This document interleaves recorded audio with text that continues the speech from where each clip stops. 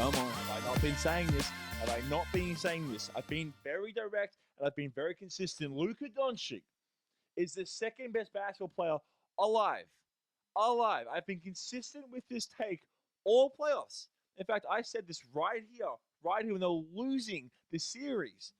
I said that despite him not being, a perfect defender, that despite him not being a perfect three-point shooter or a perfect distributor, he's the second last person you want to face in the playoff series. The last, that's Giannis. But may I just say that Luka Doncic might just be the last person, absolute dead last person you want to face in the game 7. The man walked into Phoenix's home court, a team that had only lost 9 home games all regular season. They had 1 home court loss all playoffs. And he put the whole team over a barrel. He smashed them. I mean, if someone didn't know basketball and just know the league and just watch that first quarter, they would think the Suns were, some newly formed expansion team.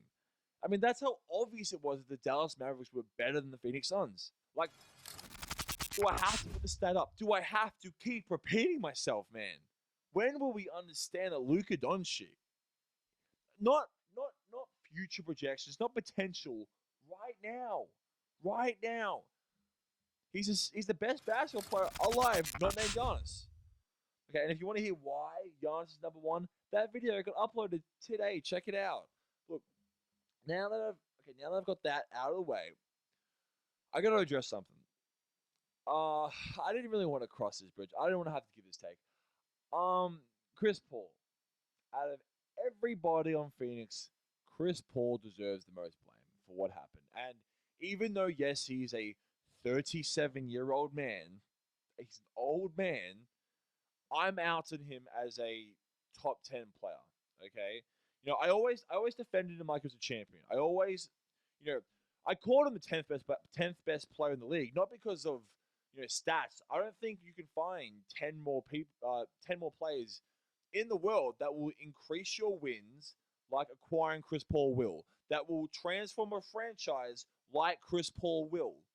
And maybe a bit of that is still true. But just the fact that he doesn't seem to be able to elevate his game when the momentum is not on his side. You can't just ask him, "Hey, Chris, great job, but you tried getting everyone involved. You've done well, and they're not really hitting their shots though. So it's time for you. It's time for you to go aggressive and go on a run, and maybe something will happen. Maybe you'll spark something off you." And I just don't think he has that answer in him anymore. That's my honest take. I mean, he scored 28 points in Game 2 against Dallas when they won. They won that game by 20 points. The most he scored in a loss was 13. In Game 7, he had 8 shots and only 4 assists. I mean, this was too big of a moment and too big of a failure, which is we have said about his career too many times. I would defend all those moments and call them enigmas and say that he is the best fundamental point guard that I've ever seen in my life. He is. I mean, I didn't see Isaiah play. I'm sorry, but the way that he would perfectly gauge when he needed to wreak havoc and when he needed to play make, when he needed to take the game over and start scoring, and I don't feel like that anymore. Either he doesn't have that next gear, which it happens, but he's 37 years old. It's not the biggest deal in the world. That let's just make that clear. Just because he's not a top 10 player in the league, which I had him ranked as, at least in my eyes, he's still he's had an excellent career.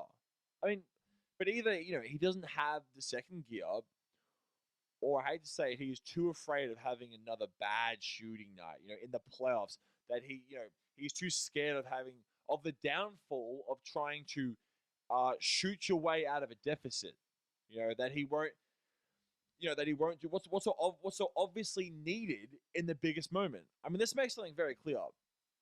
This is a young team. It's a very young team, and Devin Booker is the real deal. Despite him having an awful game today, he shot 3 from 14. He's not off the hook either. But the Suns are a young team.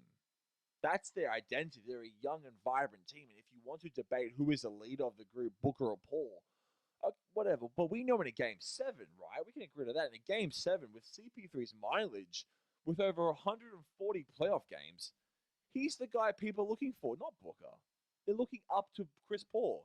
I mean, Luka, he walked in, looked calm, and look what happened. He looked locked in, and his teammates, they rode off that energy, and because they know the type of guy they're going to battle with, and like an assassin, and for CP3,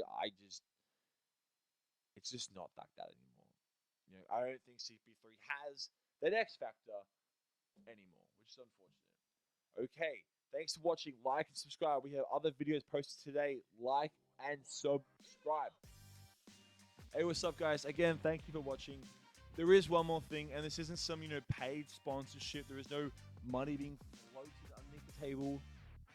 Now, but for real, I'm shouting this dude out. AC Graphics. This guy's the man. If you guys like, so I'm trying not to sound like a sponsorship.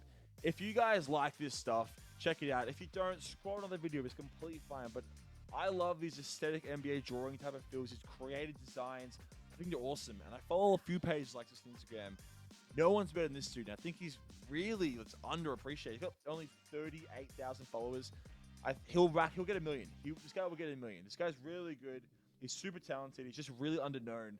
I'm just shouting it out, man. I'm just spreading the love. So, you know what? You make your own decision. The pictures are floating around. If you like it, you like it. Go follow him, AC Graphics. I just think the dude's really cool.